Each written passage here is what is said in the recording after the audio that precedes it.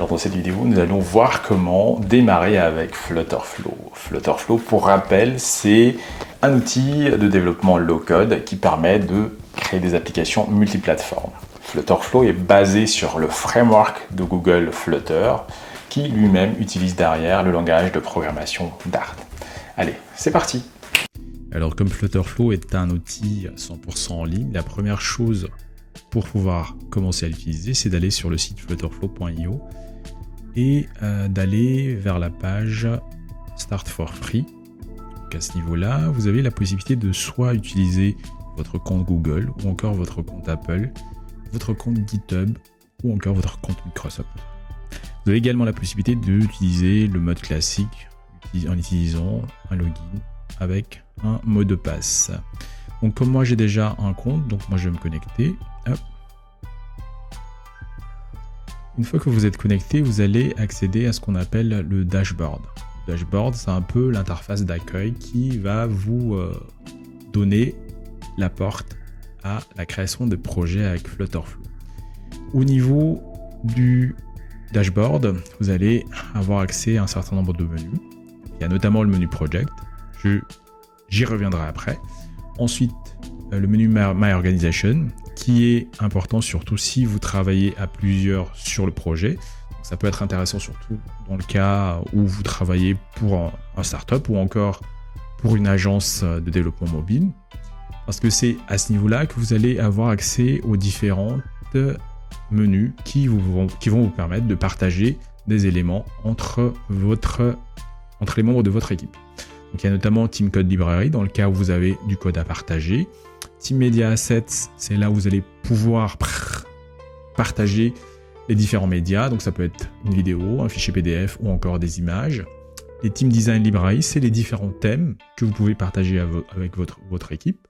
Ensuite, Team API Library, c'est les différents appels aux différents API que vous pouvez également partager avec les membres de votre équipe. Ensuite, il y a le menu Marketplace qui va ouvrir une autre page web et au niveau de ce page web là, vous allez avoir accès, une fois connecté, à un certain nombre de templates. C'est des templates soit d'applications complets. Il y a notamment par exemple ici un template d'app de gestion de fitness. Je pense à une application de sport. Ici, il y a un clone de Spotify. Ils ont appelé Flotify. Et bien d'autres éléments. Donc, il n'y a pas que des applications, il y a également des composants ou du custom code aussi. Donc, revenons à notre dashboard. Donc, au niveau de menu ressources, vous allez avoir accès à différentes ressources sur Flutterflow, notamment tout ce qui est page d'apprentissage. Donc, il y a la documentation, il y a l'aide, des tutoriels qui sont inclus directement dans l'application. Si vous souhaitez faire un tour complet de Flutterflow, il y a également ce menu-là. Et enfin, le lien qui permet d'accéder à la chaîne YouTube de Flutterflow. Tout cela, bien entendu, en anglais. Ensuite, il y a le menu Community. Donc là, ils l'ont mis à la fois en sous-menu ici, Community et Community Ressources. Et enfin, le Community Tutorial qui va vous permettre d'accéder aux différents tutoriels proposés par la communauté. Donc revenons au menu Project.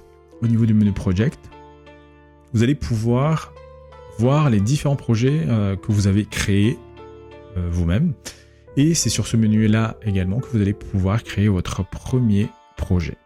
Avant de créer notre premier projet, je tiens à présenter tout d'abord la notion de tag. La notion de tag, en fait, c'est une notion importante parce qu'elle va vous permettre de simplifier le filtrage du dashboard, la liste des projets, en utilisant des tags. Par exemple, là, j'ai deux tags, un tag YouTube et un tag démo.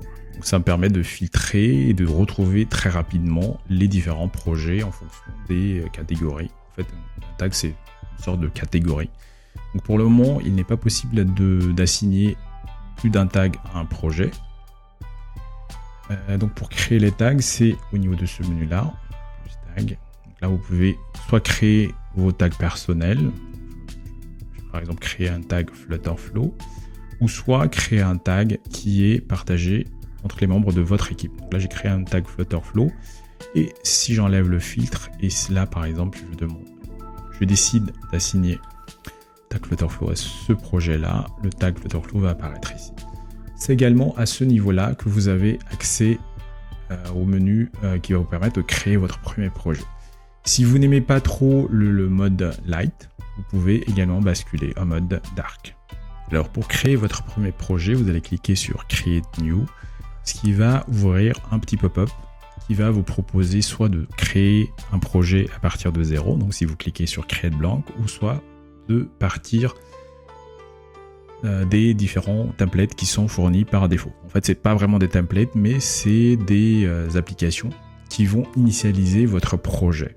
Donc là, par exemple, il y a un projet de gestion des repas qui comprend, elle, déjà 14 écrans, une connexion à Firestore, un mécanisme d'authentification, des custom functions et un partage via SMS. En plus de ce template de gestion de repas, il y a également un modèle d'application qui permet de gérer des finances, vos finances, un autre modèle qui permet de... Je crois que c'est un projet de musée virtuel qui comprend des appels à des API REST, enfin un modèle de réseaux sociaux et puis une gestion de location Airbnb-like. Donc ce que nous allons faire, on va partir d'un projet de zéro. Donc pour cela, on va donner un nom à notre projet. Flutterfly. On va appeler Flutterfly. Et ce nom-là, il est important parce que ça va être le nom de l'application qui va être derrière publié sur les stores, si jamais vous décidez de publier votre application sur les stores. Donc là, je crée mon premier projet. À la création de mon premier projet, Flutterflow me demande de confirmer le nom que j'ai créé tout à l'heure. Ensuite, il y a le package name. Le package name, c'est important parce que c'est un identifiant qui doit être unique et qui ne doit pas avoir été déjà utilisé par d'autres personnes au niveau des différents stores. L'idéal, c'est que vous donnez en fait soit votre nom de domaine si vous avez un nom de domaine, sinon vous mettez votre nom de famille si vous n'en avez pas. Ensuite, vous allez également choisir parmi les thèmes par défaut proposés par Flutterflow. Les thèmes, petit rappel, ça va vous permettre de personnaliser le look and feel, donc l'aperçu, les couleurs, les polices de caractère de votre application. Vous avez également la possibilité de activer ou de désactiver le mode web si jamais vous avez l'intention de publier votre application sur un site web. Et bien entendu, la configuration Firebase si vous avez l'intention d'utiliser Firebase comme backend as a service. Une fois que vous avez fait votre sélection, vous allez cliquer sur Start Building et à partir de là, vous allez pouvoir créer votre premier projet.